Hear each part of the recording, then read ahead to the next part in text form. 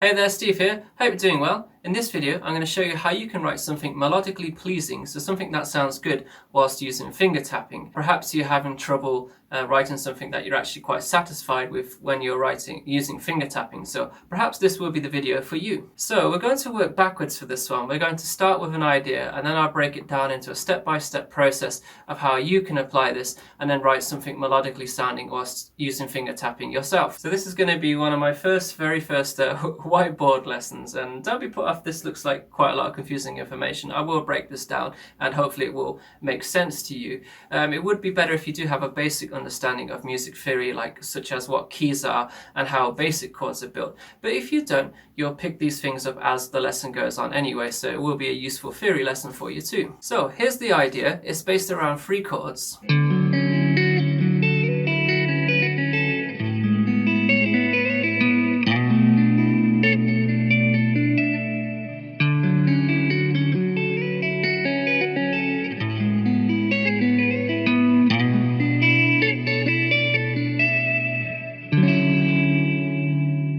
So there's my melodic rendition of what I think a nice tapping piece could possibly be. And we're going to take a look at this tapping piece. We're going to break it down. And like I said, I'll do a step-by-step process. And then you can follow this step-by-step process and hopefully achieve the same thing. So, step 1, we need to write a chord progression or have some kind of chord progression in mind, basically some backing harmony to put our tapping over, or just writing a tapping piece with a piece of harmony in mind. And what I mean by the latter is, even if you're just tapping a solo part by itself, it will have some sense of harmony to it, especially if the piece is moving as well, like this for example.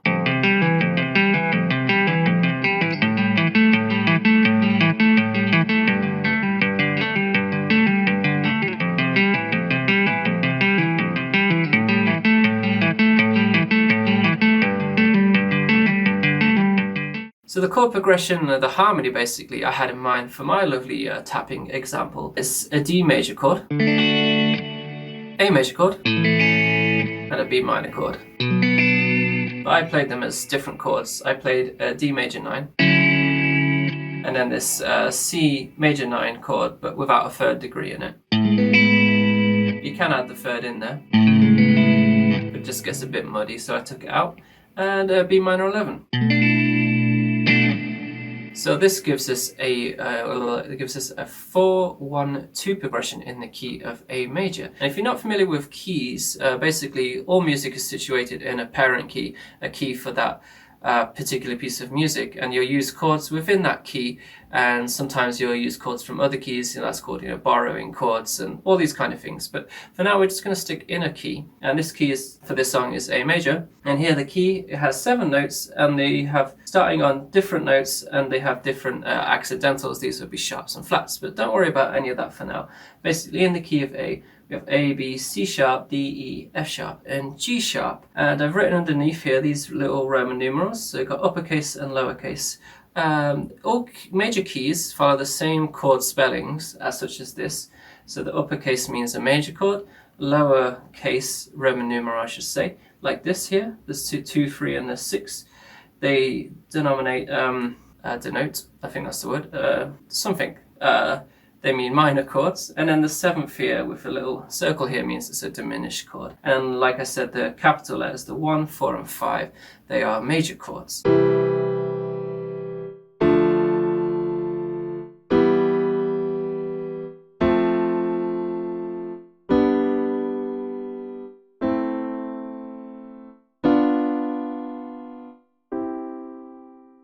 So there's a quick music theory lesson for you if you're not familiar with that kind of thing. And then down the side here, I've got my chords. So my D major 9, my A major 9, and B minor 11. And if you want a quick, really 30-minute in detail kind of lesson about basic music theory, then the YouTuber Andrew Huang, he has a very awesome lesson that he just released recently about the basics of music theory. So go and check that out. So once you've got some sense of harmony or a chord progression, you're going to move on to step 2, which I've titled Finding the Right Notes. So step 2, finding the right notes. I think this is the part most of us all struggle with because usually we neglect it and we don't think in music theory terms, but I do really implore you to actually think about what notes that you're choosing. And the more and more you do this, the more you start to just do it by osmosis. You know, it just comes out of you naturally instead of having to think about it. So it's worth putting the effort in now to reap the rewards later, or so they say. And I just wanted to point out that you're probably saying there are no right or wrong notes in music, and this is true, but we are trying to write something that sounds quite melodic, so there are better notes to choose that would, give us that result. And this is what I'm trying to get at in this section. So I've written here, like I said, my chord down the side here, and I've written the chord symbols, the 4, 1, 2, and then I have the basic chord spelling. So this is the triad of D major, the triad of A major, and the triad of B minor. And basically when you're playing these kind of chords, you're playing a D major there, you're playing these 3 notes. And the same goes for an A major chord. You're playing the A, C sharp and E, and the same for a B minor, the B, D, and an F. And when you extend the chords like I did here, D major 9, A major 9, and B minor 11, I haven't written those notes out, but basically you're stacking more notes on top of these triads, these 3 note intervals. I made my example with picking the chords and then tapping, because just to give you a sense of what the harmony is. And also you can obviously do this if you don't want to do 2-hand tapping, if you're the only guitarist in a band or there's no other kind of harmony providing instrument or melodic kind of instrument. So yeah, this kind of thing using chords makes it sound fuller and richer, and then doing the tapping, it's also great because you can do pull-offs, those kind of things, right? So the important thing to do first, I've put my we're going to move over to this section of the board here for a little while. I got first note, which is the first note I'm tapping, the middle notes, so the notes that are in between, and then the last note, because the first note I find is very important, and also the last note, and then the middle bit is like the content in between that. I forgot to point out that this lesson's not really focusing on technique, like how to make kind of riffs and stuff. It's more just about choosing the right notes to create something that sounds melodically pleasing, as you've probably already gathered, because you're smart, right? So in my chord here, the first note that I tap along with this D major 9 chord is an F sharp. And this works well because in a major triad, the first, third, and the fifth are very strong notes to choose. They're very safe notes. They give the sense of what the harmony is, basically. So it's good to choose a note that's involved within that chord, which I've done here, this F sharp. It's the F there. And in the middle, and the middle notes, you can look at these as filler notes. You don't have to really, pay too much attention to them. Find something that sounds nice, but use notes that, are within the key of A major, of course, but also try to aim for notes that are within this, this triad here, these strong notes within your little thing that you're making. So, for example, here I got the C sharp, which is the 7th of D major. So you got here it's the 7th, 1, 2, 3, 4, 5, 6, 7, and then I got the A, which is the 5th, 1, 2, 3, 4, 5. So that's a strong note in the middle there. It's just this one. This one here, the A. That slide down from the B to the A. And then that's that C sharp note there, which has a bit of tension to it with the D chord there, because it's the 7th degree.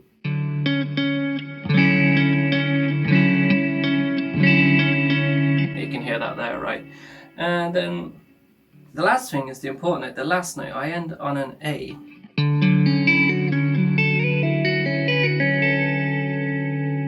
And the reason I ended up on this A is because it leads nicely, and I've put in brackets here. The A is the 5th of D, right? So it's a nice note to end on because it's within this safe chord, safe note realm. And then the last note is the first, you see here, of this A chord. So it's an A, right? So it works nicely. So the A down to the A here. Tell you what I'll do. Where's me magic pens gone? I found the magic pen. So this A you can see here is also the first of the A there. So it's a nice note to use because it leads ever so nicely into this next chord, the A major 9. So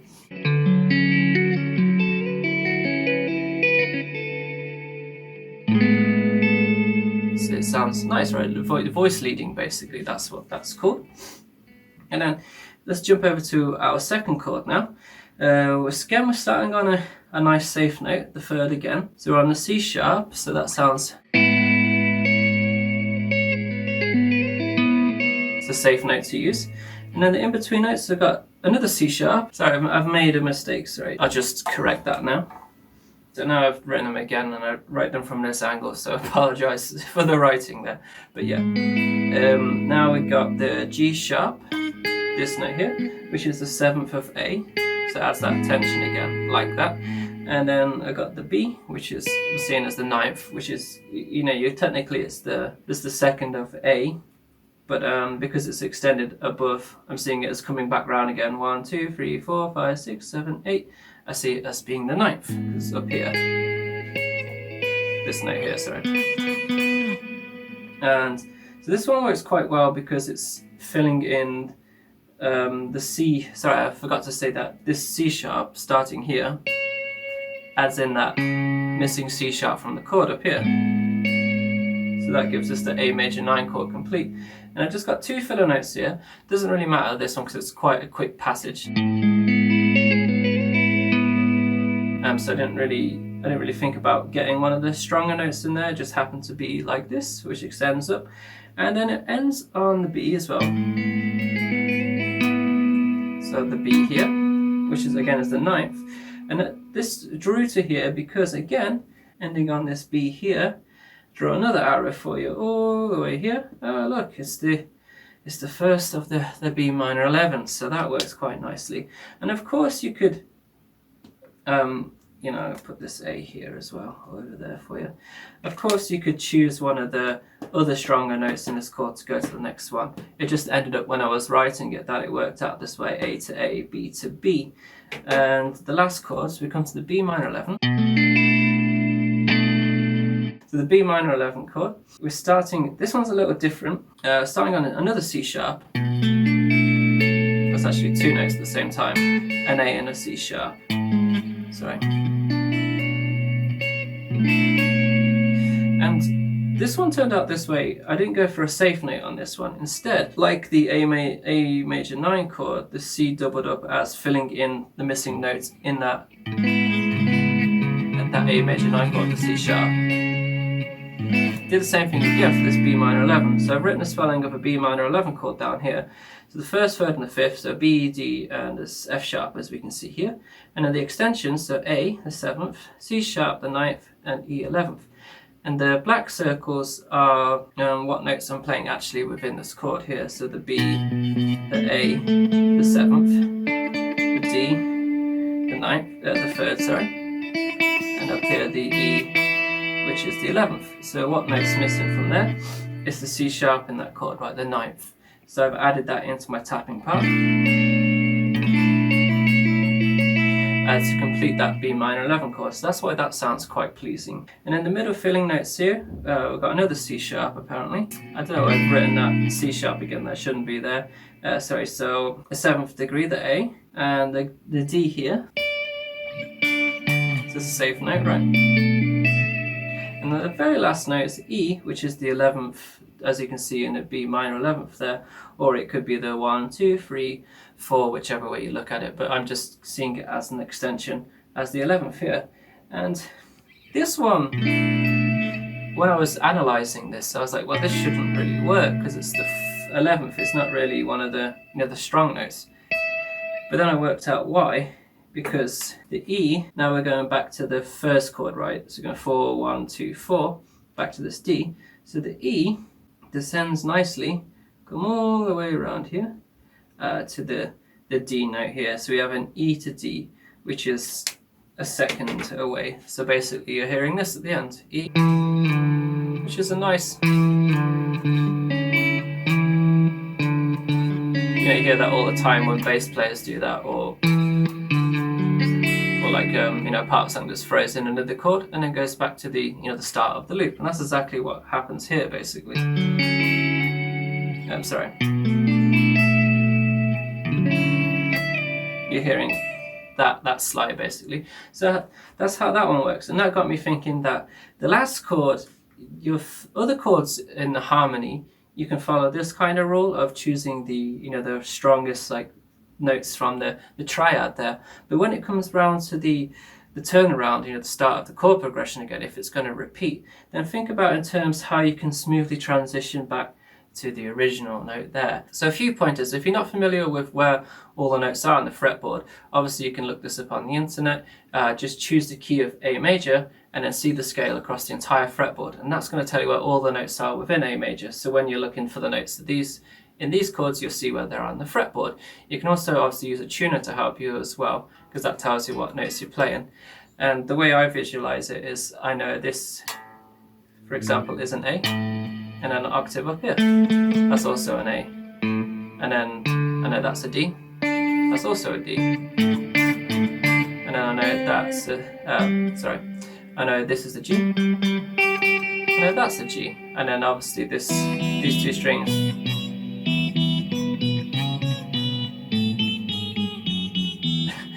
they're just obviously mirror images of each other, they're both E's, so that's one way you can visualize the fretboard a bit easier if you haven't thought of it that way before. But that's the 3 steps to creating some kind of nice sounding harmony. And also another thing is you can also have the same tapping part, so choosing something that's playing up here with finger tapping, and then changing actually the chords underneath it, the harmony. And this is going to give you lots of different flavors. As the chord changes, the notes that correspond with that chord are going to be different, and that can come up with some really cool ideas as well. A really basic example of that would be a song by Funeral for a Friend called Roses for the Dead.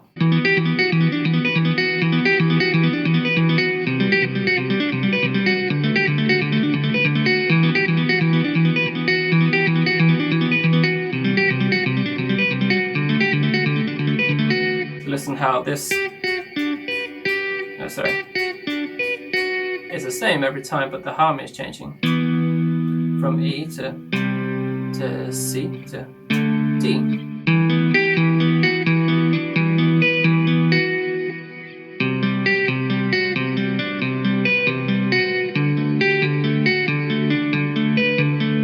To me that chord sounds like it really needs to go somewhere, right? Anyway, I digress, but that kind of idea as well is worth keeping in mind. So that's it for this lesson. Sorry if it was a bit too much for you, but I'm trying my best, and if you'd like to see more of these lovely whiteboard lessons, then please let me know down below in the comments, and I'll think of some other ideas I can do. And if you haven't already, and if you did enjoy this video, please like and please consider subscribing. That would be obviously excellent.